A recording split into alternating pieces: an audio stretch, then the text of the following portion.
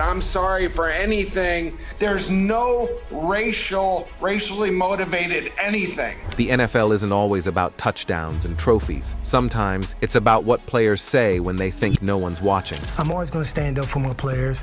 I'm always going to fight for them.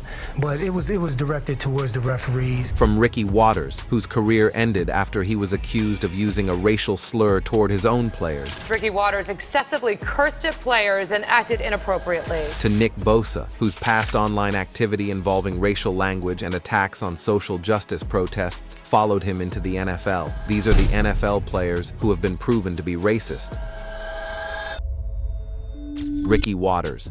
Ricky Watters was once celebrated as one of the most dynamic running backs of his era, but one of the darkest chapters of his post-NFL life had nothing to do with football success. It came in 2013, long after his playing days were over, and it permanently stained his reputation. Watters wasn't just a former Pro Bowl running back or a Super Bowl champion with the San Francisco 49ers. He was also a first-time high school head coach, entrusted with mentoring young players at Oak Ridge High School in Orlando, Florida. But that opportunity ended abruptly after an incident that shocked players, staff, and the local school district. Watters had been hired to lead the Oak Ridge football program for the 2013 season, bringing NFL pedigree and name recognition with him. But during a game against West Orange High School, things spiraled out of control. According to multiple witness statements, Watters became aggressive on the sideline after Oak Ridge fell behind. Coaches and players later reported that he repeatedly used excessive profanity and, most notably, directed a racial slur at players. Several witnesses also accused him of physically intimidating players, including shoving one with his chest in a moment of anger. Two assistant coaches were so disturbed by Watters' behavior that they said they could not continue working under him. Players later told investigators they had never experienced anything like it before, and that the outburst went far beyond normal coaching intensity. Some reportedly said they would quit the team entirely if Watters remained head coach. Watters tried to defend himself once the investigation began. He admitted to using profanity, but claimed it was aimed at referees, not players, arguing that he felt his team wasn't getting a fair shake. That defense didn't hold up. An investigation by Orange County Public Schools concluded that the language, including the racial slur, was directed at players and violated district policy. The report described Watters' conduct as excessive and out of control, and recommended his termination. Before the school district could officially fire him, Watters resigned on October 1st, 2013. Nick Bosa. Nick Bosa was already one of the most dominant defensive players in the NFL when controversy began to follow his name, and it had nothing to do with sacks, injuries, or contracts. Instead, it came from his own words and online behavior, long before he ever stepped onto an NFL field. While Bosa was celebrated for his talent at Ohio State and later became the number 2 overall pick in the 2019 NFL Draft, his past actions raised serious questions about his views and judgment. Before entering the league, Bosa was active on social media, where he openly mocked and criticized players involved in social justice movements. In August 2016, he referred to former 49ers quarterback Colin Kaepernick as a clown on Twitter in response to Kaepernick's protest against police brutality and racial injustice. The tweet stayed up for years and resurfaced during the draft process, drawing widespread backlash, especially given that Bosa was likely to be drafted by San Francisco, the very team Kaepernick once played for. That wasn't the only issue. Reports later revealed that Bosa's Instagram account had liked posts from a former high school classmate that included explicit racial slurs, including the N-word, used as hashtags, along with homophobic slurs. While Bosa claimed he didn't read the hashtags and only liked the posts casually, the evidence showed his account directly engaging with content containing racist language. As draft night approached, Bosa and his agents quietly scrubbed his social media accounts of controversial posts. Bosa later admitted this was done intentionally, saying he had to clean things up because there was a strong chance he would end up in San Francisco. The move was widely viewed as damage control rather than accountability. After being drafted by the 49ers, Bosa addressed the backlash in his introductory press conference. He apologized for being insensitive, specifically referencing the Kaepernick tweet, and said he respected what Kaepernick stood for. However, he stopped short of directly addressing the racial slurs followers his account had engaged with, instead framing the situation as youthful mistakes. Years later, Bosa reignited public criticism by openly displaying political messaging tied to Donald Trump, including wearing a MAGA hat during a post-game interview, an act that led to an NFL fine. Kerry Collins. Kerry Collins was once viewed as a franchise quarterback and a symbol of toughness and leadership, but one of the most damaging chapters of his career had nothing to do with interceptions or playoff losses. Instead, it centered on repeated incidents involving racial slurs, moments that followed him for years and nearly derailed his career before it truly took off. Collins entered the NFL in 1995 as the Carolina Panthers' first-ever draft pick, selected 5th overall. He was talented, confident, and quickly handed the keys to a young franchise. But even before he reached the league, warning signs appeared. In 1994, during his senior season at Penn State, Collins was accused of directing a racial slur at black teammates following a loss to Ohio State. Reports later indicated that the slur used was the N-word. Teammate Keyjana Carter publicly acknowledged the incident, and while Collins denied malicious intent, he issued an apology, admitting it was poor judgment.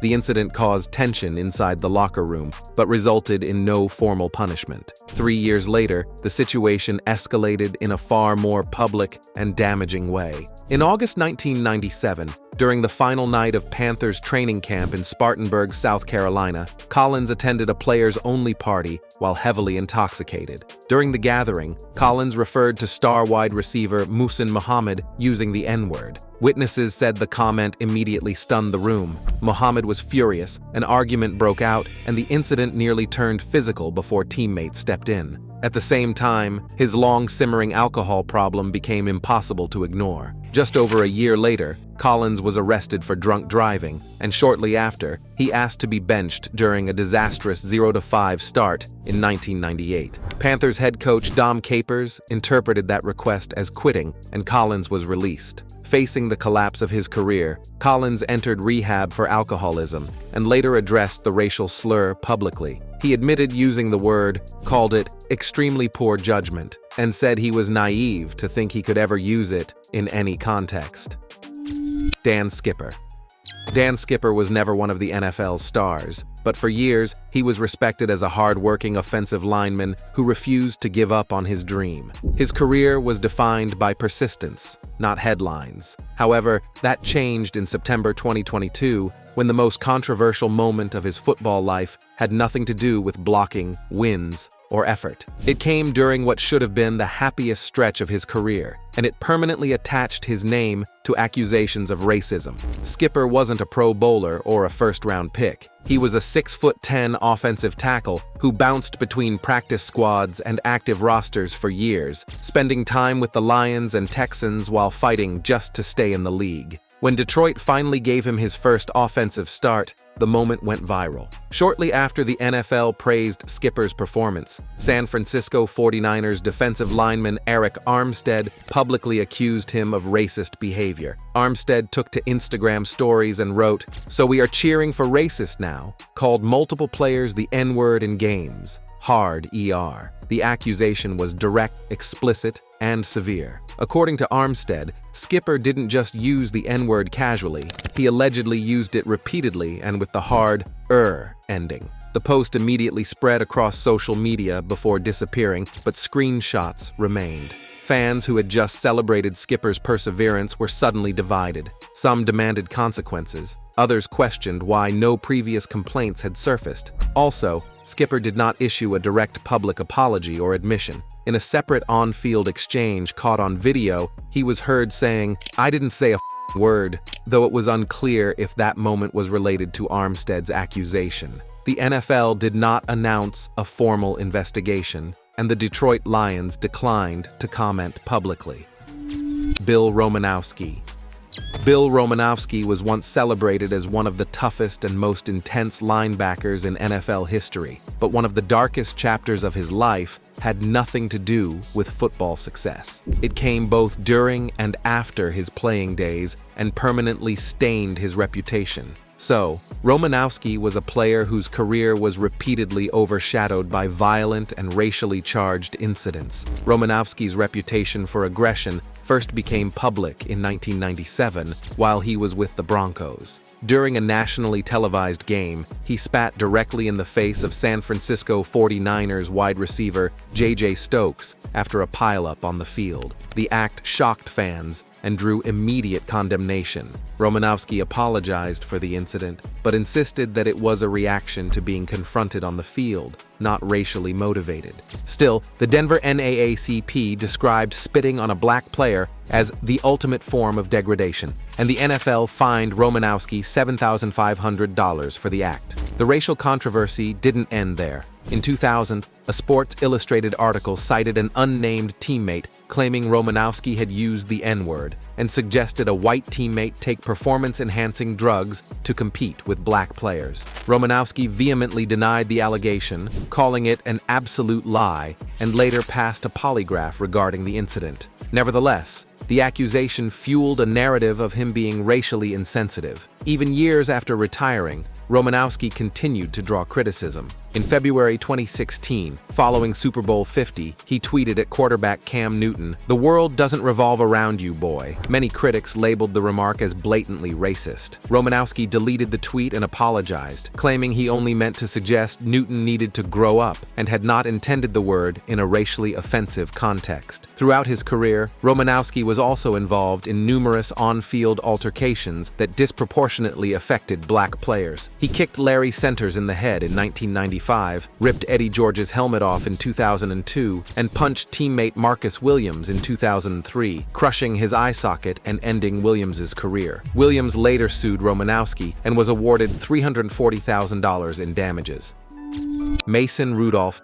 Mason Rudolph was once celebrated as a promising quarterback for the Pittsburgh Steelers, known for his poise in the pocket and a record-setting finish to the regular season. But one of the darkest chapters of his NFL career had nothing to do with his on-field performance. It came in November 2019 during a game against the Cleveland Browns and permanently drew him into controversy. The incident began in the final moments of the game. According to multiple reports, a heated confrontation escalated between Rudolph and Browns defensive end Myles Garrett. What followed shocked the football world. Garrett forcibly removed Rudolph's helmet and struck him over the head with it, an action that led to Garrett being indefinitely suspended, but the drama didn't stop there. During the chaos, Garrett claimed that Rudolph had directed a racial slur at him, saying he called him a stupid N-word just before the physical altercation escalated. The allegation immediately grabbed national attention. Garrett later told ESPN and other media outlets that he knew what he heard and felt provoked, though he emphasized that he never intended for the accusation to become public or to be used as justification for his own actions. Rudolph, on the other hand, vehemently denied the claim. He described Garrett's accusation as a bold-faced lie and a disgusting and reckless attempt to assassinate his character. The Steelers organization, his agent, and head coach Mike Tomlin all backed him up, affirming that no racial slurs were uttered during the incident. The NFL conducted a thorough review, including interviews with players, coaches, and referees, and examined video footage from the game. Ultimately, the league found no such evidence that Rudolph had used a racial slur. While Garrett's suspension for his violent act was upheld, Rudolph was fined for his minor involvement in the scuffle, and the league considered the matter closed. Despite the official findings, the allegation left a lasting shadow over Rudolph's career. He publicly stated, "I don't say the N-word whether it's with A or To me personally, it just shouldn't be said, but we'll never truly know for sure." Riley Cooper. Riley Cooper was once celebrated as a talented wide receiver for the Philadelphia Eagles, known for his college championships at the University of Florida and his clutch performances on the field. But one of the darkest chapters of his career had nothing to do with football. It came in June 2013 at a Kenny Chesney concert in Philadelphia, an incident that permanently stained his public image. So, a video surfaced showing him using a racial slur during an altercation with a security guard. The video showed showed Cooper yelling, "I will jump that fence and fight every net here," directly targeting the African-American security guard who denied him backstage access. Witnesses and viewers were stunned. The language was unmistakable, hateful, and racially charged. The incident immediately sparked outrage across social media, news outlets, and the NFL community. The Philadelphia Eagles responded swiftly. Cooper was fined an undisclosed amount and temporarily excused from team activities to undergo sensitivity training. He also issued a public apology, stating he was ashamed and disgusted with himself, accepting full responsibility for his actions and personally apologizing to teammates. Eagles owner Jeffrey Lurie described the behavior as having no role in a civil society, while the NFL released a statement calling Cooper's words wrong, offensive, and unacceptable. Reactions among teammates were mixed. Quarterback Michael Vick accepted Cooper's apology and encouraged forgiveness, while other teammates, including running back LaShawn McCoy, struggled with the situation. Fans, too, were divided. Some initially booed him upon his return to the field, highlighting the lasting impact of the incident. Despite the controversy, Cooper was allowed to continue playing and was even later signed to a contract extension, a move that sparked debate about accountability and racial bias within the organization. Richie Incognito.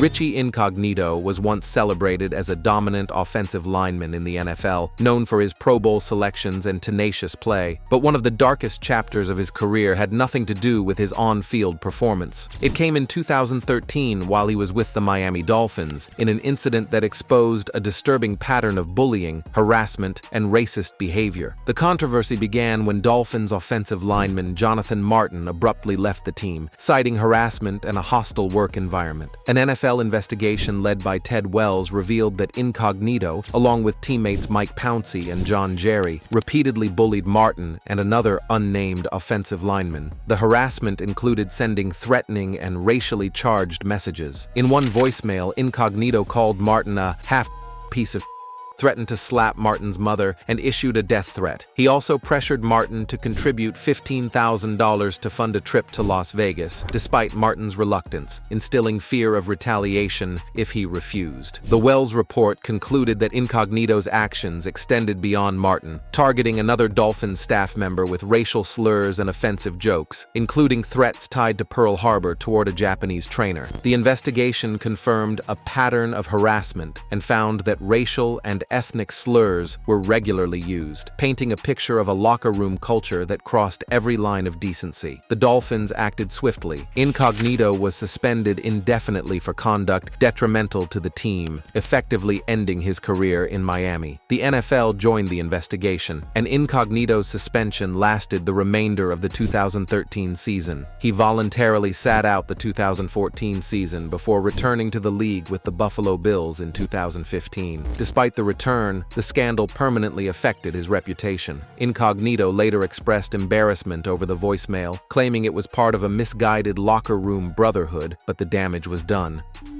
Drew Brees.